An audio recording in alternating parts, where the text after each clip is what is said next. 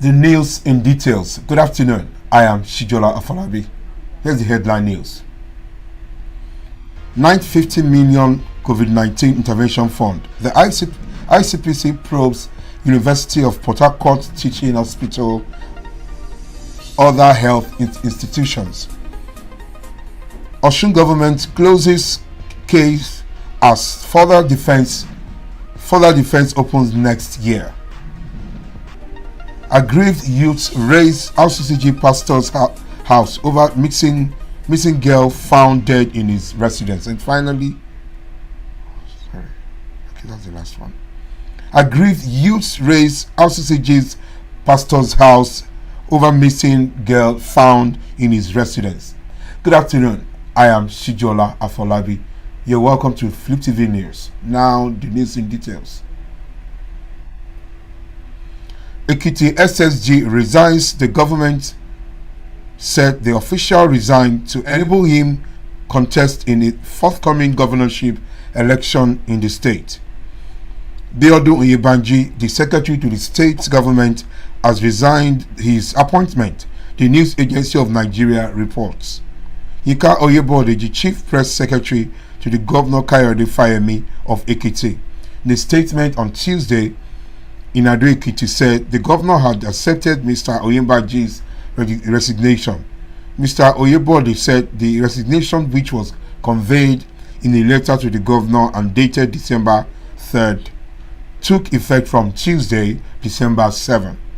According to him, Mr. Oyebanji cited his decision to contest the forthcoming governorship election in the state for his resignation as the SSG.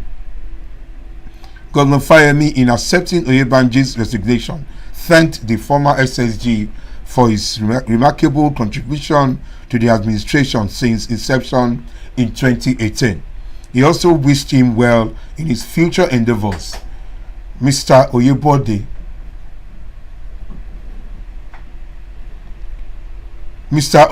said, Mr. Oyebanji, a former university lecturer, had previously served as chief of staff during the administration of former Governor Niyi Adebayo. He was also the Commissioner for Budget and Economic Planning during Mr. Fayemi's first term. Mr. Oyebanji was secretary of the Movement for Creation of Ekiti and was known to have played significant roles leading to the creation of the state 25 years ago. The Independent Corrupt Practices and Other Related Offences Commission, ICPC, has commenced an investigation into the utilization of the 950 million naira COVID-19 intervention fund by University of Port Harcourt Teaching Hospital. The News Agency of Nigeria reported. Mrs. Azuka Oguzua, spokesperson of ICPC, in a statement in Abuja on Tuesday, said that all other health institutions that benefited from the COVID-19 intervention fund the federal government were also being investigated. This, according to her, follows an alleged violation of the provisions of the corrupt ICPC Act 2000 by the beneficiaries of the fund. An immediate investigation by the Commission into the utilization of the 950 million naira intervention funds by the teaching hospital in Port Harcourt has therefore been initiated. The Commission has obtained documents from the Federal Ministry of Health, Federal Ministry of Finance, Budget and National Planning, and the UPTH. The documents will assist in our investigation of the utilization of the COVID-19 intervention fund by the health institutions, he said. Ogugwa further explained that the federal government had approved and released the sum of 950 million naira each of the 52 federal teaching hospitals and medical centers under Economic Sustainability Plan. She added that the fund was for the building and furnishing of the molecular laboratories, isolation centers, 10 bedded intensive care units, ICU, and the procurement of the personal protective equipment, PPE. The Osun State High Court sitting in Modakeke, Osun State on Thursday adjourned the hearing into Modakeke chieftaincy tussle till February 18, 2021 for definite hearing. 5 members of the different royal families, Prince Oyediran Ige, Prince Olawale Bashiru, Prince Akisoya Aziz, Prince Ajani Suleiman, and Prince Adedokun Adegboye, who are the plaintiffs, had in 2018 dragged Osun State government to court over the selection process of the current Ogunsua of Modakeke, Oba Moses Oladejo Oyediran. Others joined in suit as the co-defendants include the Balogun ruling house, the Oni of Ife, Oba Adeyeye Enitan Ogunusi, Chief Moses Oladejo, President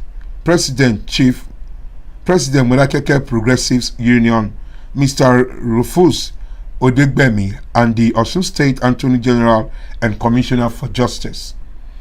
When the matter came up for the hearing, counsel to the plaintiff, Barrister Dapo Adekunle, applied the court to begin the hearing of the matter. The hearing of the case, however, suffered a setback when the principal state counsel, Mr. Faremi, holding brief for Barrister Muiwa Ogunleye for the first, second, and third, fourth defendants, prayed for short adjournment on the ground that the substantial counsel is indisposed presently and he just got the case filed today. Similarly, Dokun Odemuyiwa, holding the brief for counsel to the 5th and 7th defendants, Barrister Goke Akinrotimi, announced the absence of the Balogun ruling house and applied for an adjournment. The presiding judge, Justice L.A. Adegoke, granted the application of the defendants' counsel and adjourned the matter till February 18, 2021 for definite hearing. The aggrieved youths on Tuesday razed a building belonging to a pastor attached to the Redeemed Christian Church of God in Adebun area of Ado-Ekiti over a missing 7-year-old girl. They now gathered that the lifeless body of a girl identified as Demilade was allegedly found in the pastor's house. It was gathered that the victim, who was sent on an errand, was waylaid and butchered by the daughter of the pastor, who was said to be mentally deranged. Demilade was said to have been declared missing around 8 a.m. on Monday while on an errand to buy pap for her parents and siblings. The parents of Demilade were said to have raised an alarm when she could not be found. The situation prompted some residents to organize a search party for Demilade, which later turned out to be unsuccessful. The development was reported at the nearby police station in Adehun area of Ado-Ekiti by the parents and family friends when the effort to locate Demilade proved abortive. For more news and updates, please stay tuned to Fliptv News. I am Shijola Folabi. Have a good afternoon.